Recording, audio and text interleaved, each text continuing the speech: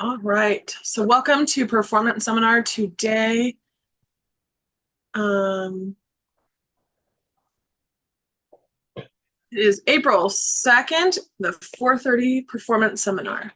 So let's go ahead and jump into it.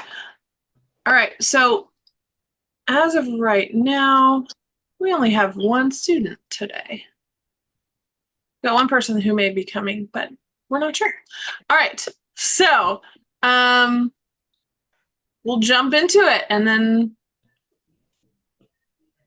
All right, so Sarisha, go ahead, introduce yourself. Tell us what piece you're playing and the composer, and then go ahead and play your piece, okay? Make sure your original sound is on also, okay? My name is Shisha. Today I'm going to be playing Minuet, and this song is composed by George Philip.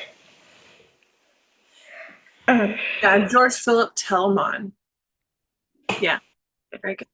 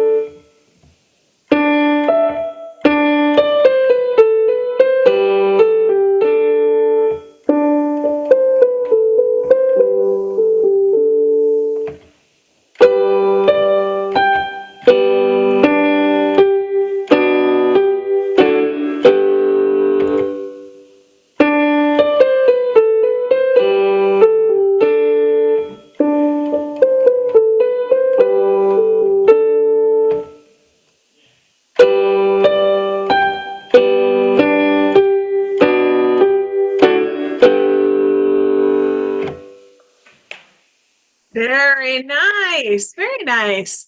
All right, so the notes were all really, really nice. And the dynamics I really, really liked.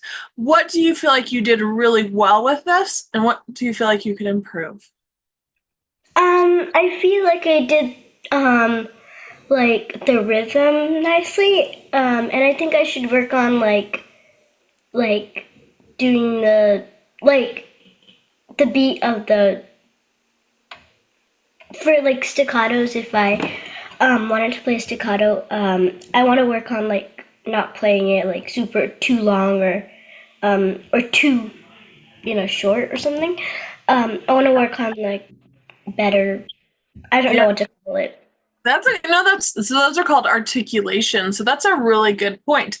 I like that. So let's talk about the rhythm in this. So our triplets were sounding awesome, but we tended to speed up and slow down our quarter notes. So as we're playing through this, we want to make sure that we're kind of keeping this quarter note beat kind of in our head. 3, 1, 2, 3. So if I'm playing through this, here, let me turn on my original sound. Let me turn off my fan. So we get.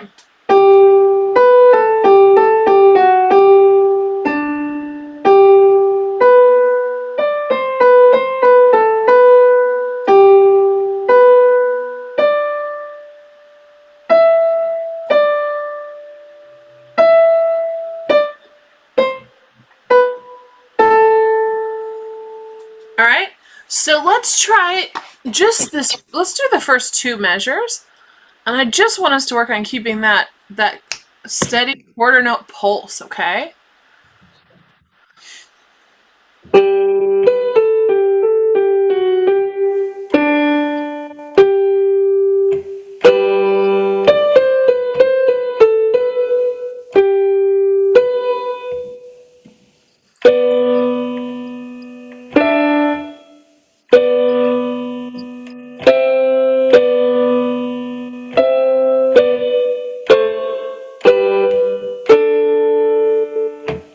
Yeah, Really nice, really nice. So yeah, so as you're playing through this, I would really recommend just really feeling that quarter note pulse as you're playing through. Um, Other than that, this is sounding really, really, really nice. Like you were saying, I think, keep working on the articulations, but you've got the movements, you've got the kind of the individual rhythms, like your triplets and your eighth notes. So those are all really good. It's just getting that even tempo kind of between everything. So really, really good job with this. Do you have any questions about it? um, so I want to ask for the triplets, because it's a triplet, why do they just put a 3 on triplets and like why don't they put a 2 on quarter notes? Oh, that's a good question. That's a really good question. The reason that they don't is because, so we have the whole note, right? And this tends to be 4 beats, right? And then what they do is they just cut everything in half. So half of a whole note is a half note, right? Mm-hmm. If I cut the half note in half, I don't know how to do that. We'll just say we've cut the half note in half. We get 2 quarter notes, right? Now if I cut a quarter note in half, what do I get? Staccato? Not quite. So half notes are 2 beats, quarter notes are 1 beat. What's half of 1? If I have a pie and I eat half of the pie, how much of the pie is left? 1 piece? How much of it though? So I have a whole pie, or an entire pie, and I eat half of my pie. How much is left? One half? A half, yeah. So this is half of a Well, beat. but isn't there something already called a half note? There is, but a half note is half of a whole note. So this one is half of a beat, but it's half of a quarter note. So what would you call it? This is an eighth note. Okay, Oh, so the oh yeah. yeah, you're like, oh, I know that. Yeah. So the reason that it's 2 beats instead of 3 beats is because we can't cut something in half and get 3, right? So what they're saying with this is instead of cutting it in 2 like we normally would, we're cutting it into 3. Does that make sense? Mhm. Okay. That was a good question though. Any other questions about this or anything else? All right, really good job, really good job. Tell you what, let's talk just really quick about what time period George Philip Telemann lived in. Do you know what time period he lived in? I don't really even know who he is. I only know like Mozart and um like the other like Beethoven and those. Beethoven, yeah. So Yeah. yeah, those are like the big names in classical music. George Philip Telemann was kind of big, but he wasn't as big as like Mozart and Beethoven. Hold on. So he lived during what's called the Baroque time period, which lasted from 1600 to about 1750 is when most historians say it kind of ended, which he only lived another 17 years after that. So, so he would have written mainly in the Baroque time period. Now that's interesting for us because he's also from Germany. Okay. Now, in the late 1600s, the piano did not exist. The piano was actually invented in the year 1700, and it was invented by a guy named, Cristosimo Bartolomeo Cristofori, that's his name. And he was a harpsichord maker. Do you know what a harpsichord is? Kind of, I think, but I think I'm getting mixed with a harp. I don't know. Okay, so that's okay.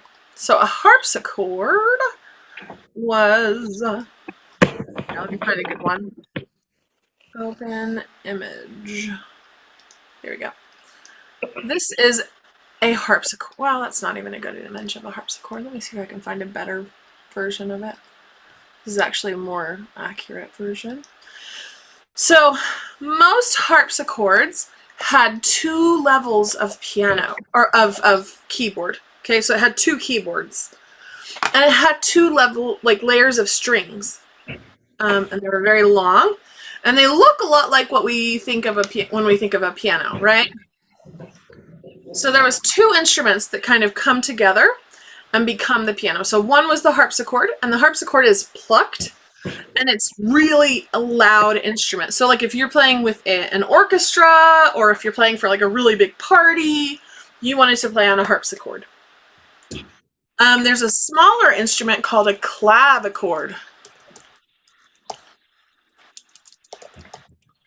And a clavichord is much smaller. Open it, Midge. Wait, why are the bigger, like, why are the normal keys black in that other picture, and the Oh, flats and stripes white in that? that's a great question. So, because originally, so when we make pianos today, most of the time we cover the keys in plastic or something similar to that.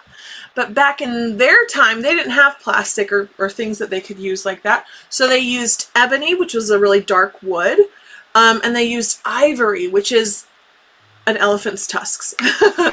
And ivory was very expensive. And so they would use ivory for what we now think of as the black keys, because it was very expensive and they didn't have enough of it to do the white keys. Whereas this one's a lot smaller, and you would have probably been fairly rich, so it would probably have been a little bit easier to cover the white keys in the ivory. Okay, does that make sense? It's a good question. It's not a great thing for them to have done, but that was something that they did. Okay, so the clavichord, though, it used hammers and it would hit the strings. So the guy, Bartolomeo Cristofori, was like, what if I put the hammers in the bigger instrument? And that's how we start to get the piano. So one of the things that's important for that is because the harpsichord is very loud, but it does not have the ability to be quiet. So that's the big thing that the piano did, is it made it so that this really big instrument could be really, really loud or very, very quiet. Okay, so most dynamics that are in Baroque pieces like this, especially for piano, would not have had many dynamics at all, probably. But yeah, so really good job. Any other questions? Any other thoughts? Well, one thing I thought it was like against the law to like take an elephant's tusk. It is now. That's one of the reasons that they stopped doing it. Another reason was because of what's called over-poaching. So there were too many people who were killing the elephants and taking their tusks, and then the elephant population started to go down. And people were like, "Oh, this is not sustainable, and this is not a good thing." So they kind of realized that, and then they stopped doing it, and that's why they stopped doing it, because it's not nice. It's not nice to do to the elephants. Yeah, So, I love animals. I do too, and yeah, I'm glad they stopped doing that. All right, good questions. All right, any other questions or thoughts? No. All right, cool. You did awesome today. I will probably see you in Kaizen at some point, but have a great rest of your day, okay?